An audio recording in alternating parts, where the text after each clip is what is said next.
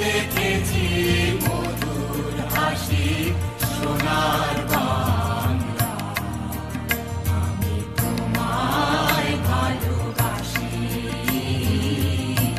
কি শোভা কি ছায়া গো, কি স্নেহ কি মায়া গো, কি আঁচল বিছায়েছ বটের মূলে, নদীর কূলে কূলে। কি শোভা কি ছায়া গো, কি স্নেহ কি মায়া গো, কি আঁচল বিছায়েছ বটের মূলে, নদীর কূলে কূলে। মা তোর মুখের বাণী আমার কানে লাগে সুধার মতো, মরি হায় হায় রে মা তোর মুখের বাণী আমার কানে লাগে সুধার মতো। মা তোর বাদন খানি মলিন হলে আমি নয়ন, ও মা আমি নয়ন জলে ভাসি সোনার বাংলা, আমি তোমায় ভালোবাসি।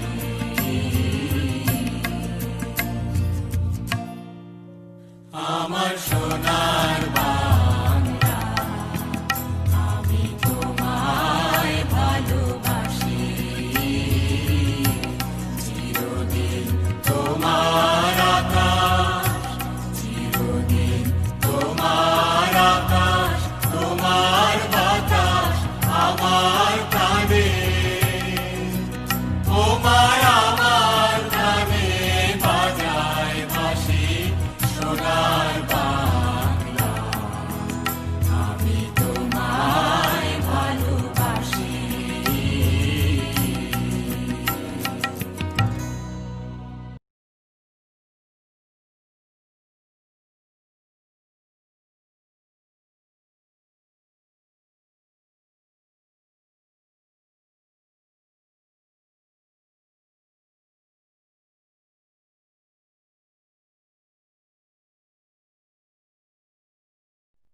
বিসমিল্লাহির রহমানির রহিম।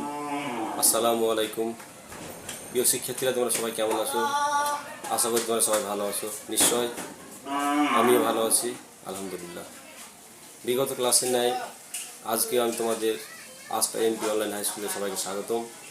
আমি মোহাম্মদ মামুন রশিদ, সহকারী শিক্ষক, আস্থা MP high school, Faridganj, Chandpur. প্রিয় শিক্ষার্থীরা, আমি আজকে তোমাদের পাঠে অষ্টম শ্রেণীর গণিত বিষয়ের দ্বিতীয় অধ্যায় থেকে মুনাফা নিয়ে আলোচনা করব। মুনাফা থেকে আমি দুইটি প্রশ্ন নিয়েছি। প্রিয় শিক্ষার্থীরা, প্রশ্নটি সবাই দেখো। প্রশ্ন নম্বর 1, 18 টাকায় 9টি ও 18টি দরে সমান সংখ্যক লিচু ক্রয় করে সবগুলো লিচু 36 টাকায় 12টি দরে বিক্রয় করলে শতকরা কত লাভ বা ক্ষতি হবে? প্রশ্ন 2, বার্ষিক শতকরা মুনাফার হার 5% হলে 800 টাকার 4 বছরের মুনাফা কত? প্রিয় শিক্ষার্থীরা, আজকে আমরা এই প্রশ্ন দুটি সমাধান করার আগে কিছু সংজ্ঞা জেনে নেব, যে সংজ্ঞাগুলো তোমাদের পাঠ্য হয়ে উল্লেখ করা নাই বা বিস্তারিত আলোচনা করা নাই। প্রিয় শিক্ষার্থীরা, সংজ্ঞাগুলো আমরা একটু দেখি। সংজ্ঞা নম্বর 1, বিক্রয় মূল্য কী বা ক্রয় মূল্য কী? ক্রয় মূল্য জিনিসপত্র কেনার বা তৈরির জন্য যে টাকা ব্যয় করা হয় তাকে ক্রয় মূল্য বলে। বিক্রয় মূল্য জিনিসপত্র বিক্রয় করলে যে দাম পাওয়া যায় তাকে বিক্রয় মূল্য বলে। লাভ সমান কি? লাভ সমান হচ্ছে বিক্রয় মূল্য বিয়োগ ক্রয় মূল্য। ক্ষতি সমান ক্রয় মূল্য বিয়োগ বিক্রয় মূল্য। তো প্রিয় শিক্ষার্থীরা, আমরা তবে জানলাম ক্রয় মূল্য কি, বিক্রয় মূল্য কি এবং লাভ ও ক্ষতি সমান কি আমরা লিখতে পারব। প্রিয় শিক্ষার্থীরা, সাধারণত লাভ বা ক্ষতি ক্রয় মূল্যের উপর হিসাব করা হয়। যেহেতু আমাদের এই অধ্যায়ের নাম হচ্ছে মুনাফা, সেহেতু আমরা মুনাফা সম্পর্কে জানবো। তো মুনাফা কাকে বলে বা কি, শিক্ষার্থীরা তোমরা সবাই দেখো, আমি উল্লেখ করতে পারছি তোমাদের জন্য বোর্ডে। মুনাফা ব্যাংকে বা ব্যবসায়ে টাকা খাটালে যে টাকা খাটানো হয় তার পরিমাণ এবং সময়ের উপর নির্ভর করে নির্দিষ্ট হারে কিছু অতিরিক্ত টাকা পাওয়া যায়, এই অতিরিক্ত প্রাপ্ত টাকাকে মুনাফা বলে। প্রিয় শিক্ষার্থী, আমরা বলতেছি মুনাফা কি? ব্যাংকে বা ব্যবসায়ে টাকা খাটালে যে টাকা খাটানো হয় তার পরিমাণ এবং সময়ের উপর নির্ভর করে নির্দিষ্ট হারে কিছু অতিরিক্ত টাকা পাওয়া যায়, এই অতিরিক্ত প্রাপ্ত টাকাকে মুনাফা বলে। আসল আসল কাকে বলে? যে টাকা গচ্ছিত রাখা হয় বা ধার দেওয়া হয় বা খাটানো হয় তাকে বা আসল বা মূলধন বলে। মুনাফা আসল, মুনাফা এবং আসলের টাকাকে একত্রে মুনাফা আসল বা সুদমূল বলে। মুনাফার হার, কোনো নির্দিষ্ট টাকার উপর কোনো নির্দিষ্ট সময়ের জন্য যে মুনাফা পাওয়া যায় তাকে মুনাফা হার বলে। মুনাফা সাধারণত দুই প্রকার, একটা হচ্ছে সরল মুনাফা, অন্যটি হচ্ছে চক্রবৃদ্ধি মুনাফা। তো সরল মুনাফা কাকে বলে? সেক্ষেত্রে দেখি আমরা। সরল মুনাফা কেবল আসল বা মূলধনের উপর যে মুনাফা হিসাব করা হয় তাকে সরল মুনাফা বলে। 2, চক্রবৃদ্ধি মুনাফা নির্দিষ্ট সময়ান্তে উদ্ভূত মুনাফা আসলকে ধরে পরবর্তী নির্দিষ্ট সময়ের জন্য তার উপর যে মুনাফা নির্ধারণ করা হয় তাকে চক্রবৃদ্ধি মুনাফা বলে। তো প্রিয় শিক্ষার্থীরা, আমরা সংখ্যাগুলো জানলাম, এখন আমরা দুটি সূত্র জানবো। সরল মুনাফার ক্ষেত্রে একটা সূত্র আছে, তো ডান দিকে দেখুন লেখা হয়। সরল মুনাফার ক্ষেত্রে আমরা কি বলতে পারবো? আই সমান P R N A, I সমান পি আর এন। প্রিয় শিক্ষার্থী, এখানে আই সমান হচ্ছে কি? মুনাফা বা সুদ, পি সমান হচ্ছে আসল বা মূলধন, আর সমান হচ্ছে মুনাফার হার অথবা সুদের হার, এন সমান হচ্ছে সময় বা বছর। আরেকটি সূত্র হচ্ছে আমার কি? সূত্র নম্বর 2, চক্রবৃদ্ধি মুনাফার ক্ষেত্রে আমরা কি লিখতে পারবো? সি সমান পি ইন্টু 1 প্লাস আর পাওয়ার এন। এক্ষেত্রে সি হচ্ছে চক্রবৃদ্ধি মুনাফা, আর একইভাবে পি আসল, আর মুনাফার হার, এন সময়। তো প্রিয় শিক্ষার্থীরা, আমাদের সূত্রগুলো জানা হলো, আশা করি তোমরা অবশ্যই বুঝতে পেরেছি এবং পরবর্তীতে অবশ্যই আরও জানার চেষ্টা করবো ইনশাআল্লাহ। প্রিয় শিক্ষার্থীরা, আমরা এখন আমাদের প্রশ্ন দুটি সমাধান করার চেষ্টা করি।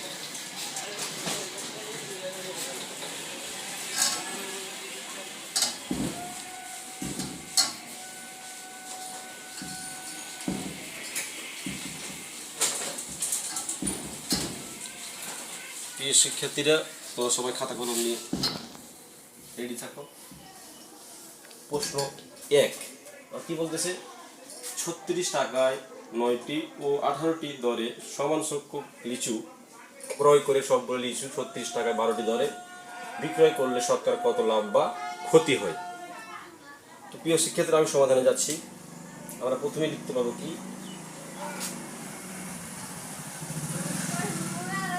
প্রথম ক্ষেত্রে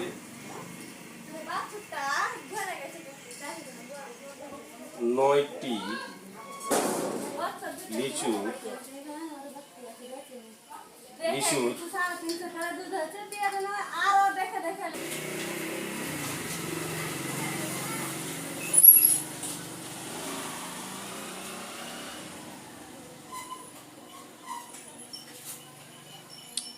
শিক্ষার্থীরা, 9টি লিচুর ক্রয় মূল্য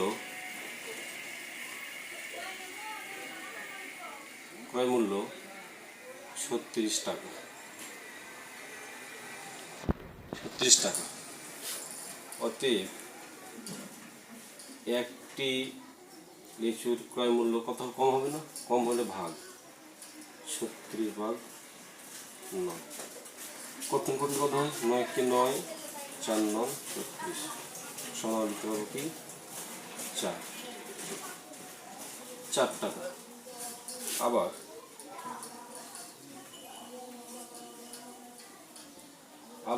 আর কি লিখতে পারবো? 18টি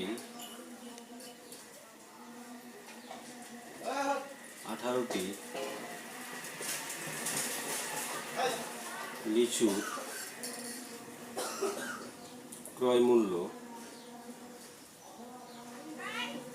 36 টাকা। অতএব একটি লিচুর ক্রয় মূল্য কম 36 ভাগ 18। 18 কে 18, 18 দুগুণা 36 সমান কত? 2। শিক্ষার্থী, 2 ক্ষেত্রে আমরা কটা পেলাম? প্রথম ক্ষেত্রে একটি লিচুর দাম পেয়েছি, আবার দ্বিতীয় ক্ষেত্রে একটি লিচুর দাম পেয়েছি। তো অনেক লিখতে পারবো অতএব 1 যোগ 1 সমান দুটি লিচুর ক্রয় মূল্য সমান কত হবে তবে আমার 4 যোগ 2 সমান 6 টাকা। প্রিয় শিক্ষার্থীরা, আবার দ্বিতীয় ক্ষেত্রে আমরা কি বলতে পারবো, কি লেখা ছিল যে 36 টাকায় 12টি লিচু আমরা বিক্রি করি। তাহলে লিখতে পারবো আবার দ্বিতীয় ক্ষেত্রে লিখতে পারবো 12টি লিচুর বিক্রয় মূল্য কত? 36 টাকা। অতএব একটি লিচুর বিক্রয় মূল্য কমের ভাগ 36 ভাগ 12। অতএব দুটি লিচু বিক্রয় মূল্য বেশি গুণ 36 গুণ 2/12 কাটা গেল 12কে 12 12 3 36 টাকা লিখতে পারবো কত? 3 দুগুণ 6 টাকা। তাহলে দেখতে পাচ্ছি প্রিয় শিক্ষার্থীরা, এই ক্ষেত্রে দুটি লিচুর বিক্রয় মূল্য হয় 6 টাকা, আর আমরা উপরে পাইছিলাম কি দুটি লিচুর ক্রয় মূল্য পাইছিলাম 6 টাকা। তো দেখা যাচ্ছে দুই ক্ষেত্রে আমার ক্রয় মূল্য এবং বিক্রয় মূল্য যেহেতু সমান, সুতরাং এই ক্ষেত্রে আমার কোনো লাভ বা ক্ষতি হবে না। সুতরাং লিখতে পারবো কি অতএব যেহেতু উভয় ক্ষেত্রে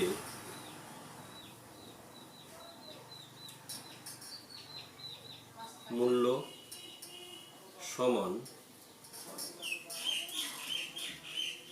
সুতরাং কোনো লাভ বা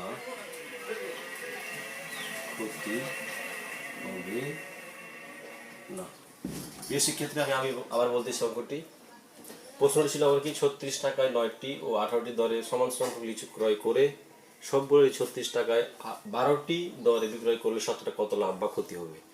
তো অঙ্ক সমাধান করতে হলে আমার ক্রয় মূল্য এবং বিক্রয় মূল্য অবশ্যই বের করতে হবে। তো প্রথম কথা আমি লিখছি কি যে 9টি লিচুর ক্রয় মূল্য 36 টাকা, অথবা একটির দাম কম, ওরা কাটাকাটি করলে পেয়েছি 4 টাকা। আবার লিখছি 18টি লিচুর ক্রয় মূল্য 36 টাকা, অথবা একটির দাম কম, কাটাকাটি করার পর পেয়েছি 2 টাকা। তাহলে একটি আর একটি যোগ করলে পেয়েছি দুটি লিচুর ক্রয় মূল্য আমরা কত পেয়েছি?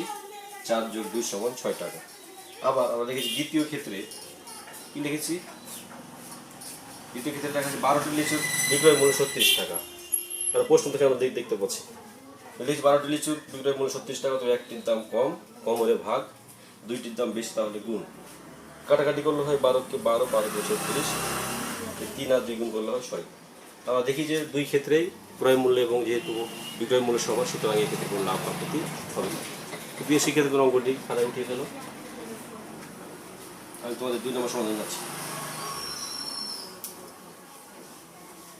প্রিয় শিক্ষার্থীরা, 2 নম্বর প্রশ্ন সমাধান আমরা দেখি কি দেওয়া আছে। প্রশ্নটি কি লেখা আছে? 2 নম্বর প্রশ্ন বলছে যে বার্ষিক শতকরা মুনাফার হার 5% হলে 800 টাকার 4 বছরের মুনাফা কত? প্রিয় শিক্ষার্থীরা, আমরা প্রশ্ন থেকে লিখতে পারবো এইখানে কি লিখতে পারবো আমরা, কি আসল দাস কত? আসল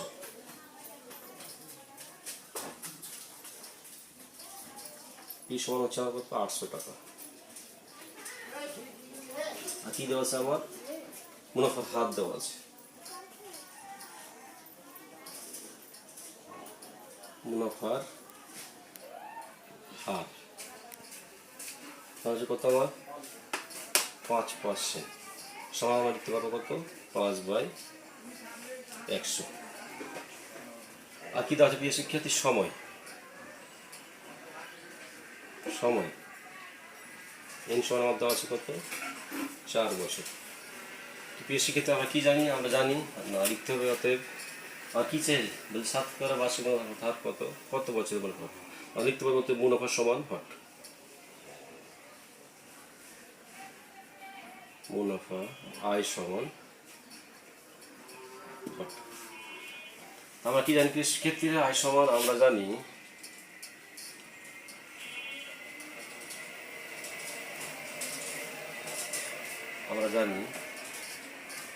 আয় সমান পি আর এন। তাহলে আমরা মান বসিয়ে দিই। পি মান কত পেয়েছি আমরা, 800 টাকা, 800। আর কত পেয়েছি আমরা, 5/100। ইন আমার কত, 4। কাটাকাটি করি শিক্ষার্থীরা, কাটলে কি হয়, নিচে 2 শূন্য উপরে 2 শূন্য বাদ। তাহলে 8, 5, 4 সবগুলো উপরে গুণ করলে কত হয় আমার, 5 8 40, 40 4 কত হয়, 80, 80 80 160, 160 টাকা। তাহলে প্রিয় শিক্ষার্থীরা কত হতে লিখতে পারবো, মুনাফা আয় সমান 160 টাকা, 160 টাকা। আমি আবার বলছি প্রিয় শিক্ষার্থীরা, বার্ষিক শতকরা মুনাফার হার 5% হলো 800 টাকা, 4 বছর মুনাফা কত। প্রশ্ন থেকে আমরা লিখতে পেরেছি, এখানে কি লিখতে, আসল হচ্ছে 800 টাকা, মুনাফার হার হচ্ছে 5 সমান 5/100, সময় এন সমান হচ্ছে 4 বছর, মুনাফা আমার চেয়েছে যেহেতু মুনাফা সমান লিখেছি হট। আমরা সূত্র জানি কি, সরল মুনাফার ক্ষেত্রে আয় সমান পি আর এন। পি হচ্ছে কত, 800 টাকা, আর হচ্ছে 5/100, আর এন হচ্ছে 4 সমান। কাটাকাটি করলে আমরা পাই, উপরে 2 শূন্য, যে 2 শূন্য বাদ দিলে আমরা থাকি শুধু 8, 5 8 40, আর 40 4 হচ্ছে 160। অর্থাৎ প্রিয় শিক্ষার্থীরা আমরা লিখতে পারবো কি, মুনাফা সমান 160 টাকা। তাহলে প্রিয় শিক্ষার্থীরা আমরা আজকে যে দুটি প্রশ্ন সমাধান করলাম, এই দুটি প্রশ্নের অনুরূপ আমি তোমাদের দুটি বাড়ির কাজ দিব। তোমাদের পাঠ্য বই আছে, তোমাদের পাঠ্য বইয়ের অনুসরণী 2.1 থেকে 2টি অঙ্ক আমি তোমাদের বাড়ির কাজ হিসেবে দিব। অঙ্ক দুটি হচ্ছে 3 এবং 4।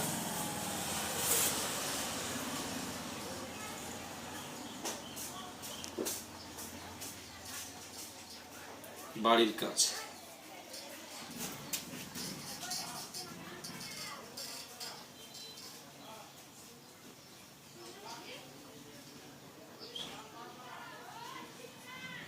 নি 2.1